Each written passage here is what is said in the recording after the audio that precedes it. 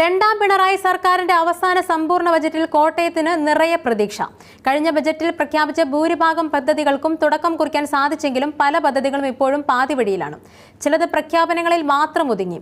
കാർഷിക മേഖല, tourism, road ഗതാഗത മേഖലകൾ, കയർ ഉൾപ്പെടെയുള്ള പരമ്പരാഗത വ്യവസായങ്ങൾ, വെള്ളൂരിലെ കേരള റബ്ബർ ലിമിറ്റഡ്, ശബരിപാത, ശബരി വിമാനത്താവളം തുടങ്ങി നിരവധി പ്രഖ്യാപനങ്ങൾക്കാണ് ജില്ല കാതോർക്കുന്നത്.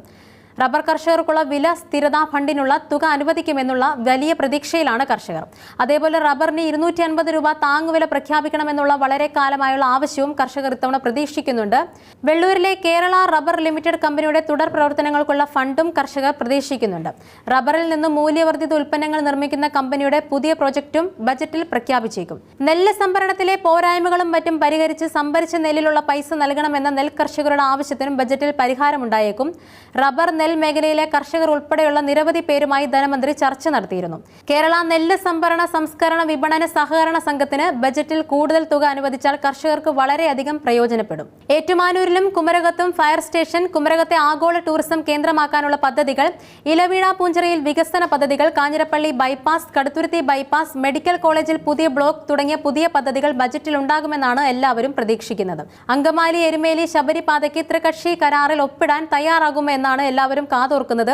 ത്രികക്ഷി കരാറിനില്ലെന്നും വായ്പാ പരിധിയിൽ ഇളവ് നൽകിയാൽ കിഫ്ബി പദ്ധതിയുടെ പകുതി ചെലവ് വഹിക്കാമെന്നുമാണ് സർക്കാരിന്റെ നിലപാട്.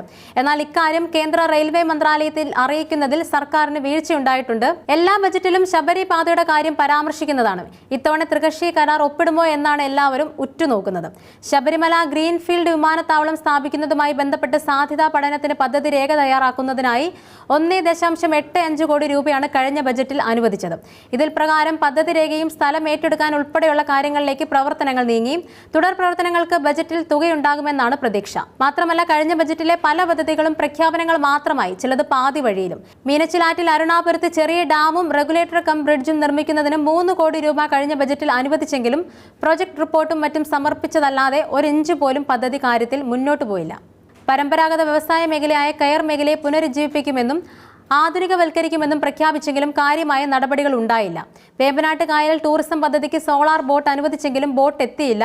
കൊച്ചി മെട്രോയുടെ 2ാം ഘട്ടത്തിൽ വൈക്കത്തെ പരിഗണിക്കുമെന്ന് പ്രഖ്യാപിച്ചെങ്കിലും നടന്നില്ല. കുമരകം, ഇലവീഴ പൂഞ്ചിറ വിനോദസഞ്ചാര കേന്ദ്രങ്ങളിൽ അടിസ്ഥാന സൗകര്യങ്ങൾ വർദ്ധിപ്പിക്കുമെന്ന പ്രഖ്യാപനം പൂർണ്ണമായും നടപ്പായില്ല. എന്നാൽ ഉത്തരവാദിത്ത ടൂറിസം പദ്ധതിയുടെ ഭാഗമായി നിരവധി പ്രോജക്റ്റുകൾക്ക് തുടക്കം കുറിച്ചു. പാലാ മുനിസിപ്പൽ സ്റ്റേഡിയത്തിലെ സിന്തറ്റിക് ട്രാക്ക് നിർമ്മാണത്തിന് 7 കോടി രൂപ അനുവദിച്ചെങ്കിലും ട്രാക്ക് ഇപ്പോഴും പഴയപടിയാണ്. മെഡിക്കൽ കോളേജിൽ പ്രഖ്യാപിച്ച മൂലകോശ അസ്ഥിമജ്ജ മാറ്റിവെക്കൽ പദ്ധതിയും സ്ട്രോക്ക് സെന്ററും പാതി വഴിയിൽ മുടങ്ങി. കേരള റബ്ബർ ലിമിറ്റഡിന്റെ വെള്ളൂർ ഹിന്ദുസ്ഥാൻ ന്യൂസ് പ്രിന്റ് ലിമിറ്റഡിൽ ലഭ്യമാക്കിയ സ്ഥലത്ത് 250 കോടി രൂപ ചെലവിട്ട് റബ്ബർ വ്യവസായ സമുച്ചയം സ്ഥാപിക്കണമെന്ന പ്രഖ്യാപനവും ജലരേഖയായി. റബ്ബർ മേഖലയിലെ മൂല്യവർദ്ധിത ഉൽപ്പന്നങ്ങൾ പ്രോത്സാഹിപ്പിക്കുന്ന കേരള റബ്ബർ ലിമിറ്റഡിന് 9 കോടി രൂപയും അനുവദിച്ചിരുന്നു. വ്യവസായ പാർക്ക് തുടങ്ങുമെന്ന പ്രഖ്യാപനവും വെറും ബജറ്റ് പ്രസംഗമായി മാറി.